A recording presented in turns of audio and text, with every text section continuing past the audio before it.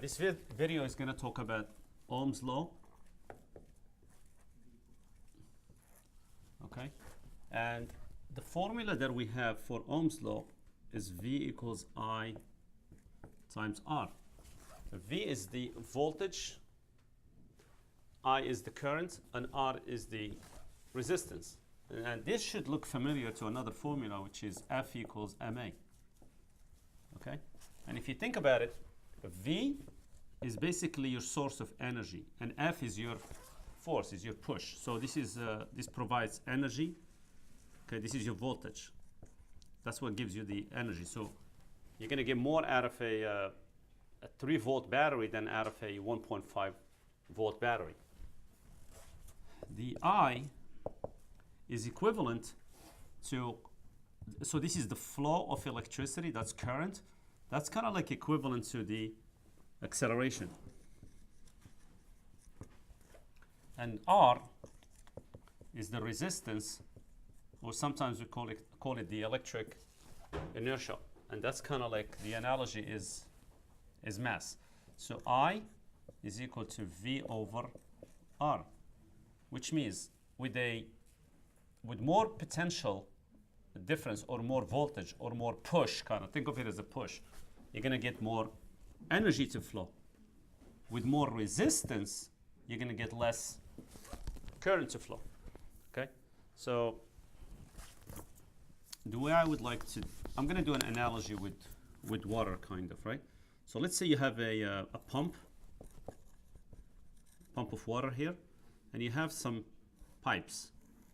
They're going to conduct they're going to allow the water to flow through them, right?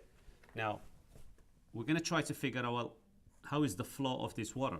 So if the pump is very powerful, okay, and the pump is kind of like this, and you get it, right? If the pump, and we're doing something useful with it, but that's not the concern here.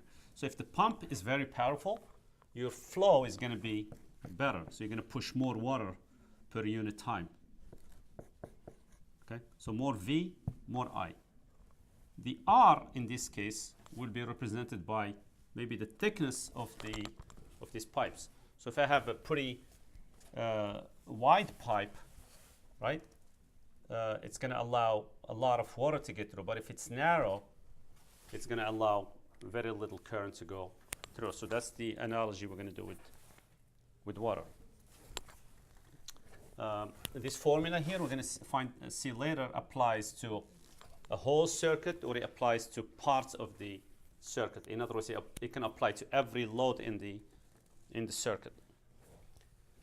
Now we have to talk about, like, well, how do we measure these quantities here? How do we measure this voltage, and how do we measure this current?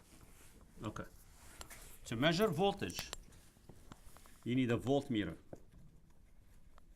Okay. Okay. To measure current, you need something to measure the amps. So that's an ammeter. Okay. And there's a big difference in the construction of the two. So if you have let's say you have a resistor here, you have a source of energy here, a voltage source, and you just let's just say you have another resistor here. So you have resistor 1 and resistor 2, and you have some voltage here. If you want to find the voltage used up by R1, okay, you take a voltmeter. Okay, well, the current is going this way. So kind of like what the voltmeter does, it just figures out how much energy kind of you come in with and how much you leave in with, and it kind of like does the difference, and it figures out how much you left behind. In other words, how much each one of these things used. Okay. Well, a voltmeter has to kind of like see before and after. So it has to be connected in parallel, and that's the symbol for a voltmeter. So this has to be connected in parallel. Okay. So sees what's coming in, sees what's leaving, figures out the difference, and it tells you how much you've used in this resistor here. Okay. Now, you don't want to allow any current to be wasted in that voltmeter, because when the current comes here, at this point here, it can go through the resistor, and some of it can go through the voltmeter. So in order to not let a very little, almost no current to go through the voltmeter, you want to make the resistance of the voltmeter extremely large. We say infinite. Very large, so that very little or no current, or almost no current, goes through the voltmeter, because I is equal to V over R. So if R is infinite, the I will be almost zero. Okay. With an ammeter, it's a different story. So the ammeter measures the current, and the current is basically how much charge flows per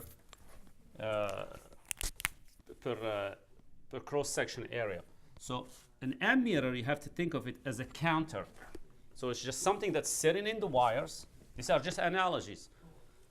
Just a counter that's sitting in the wire, and it just counts how many charges are passing per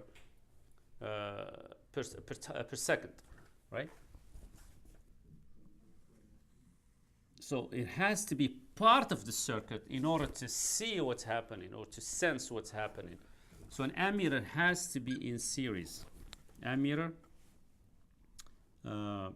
in series.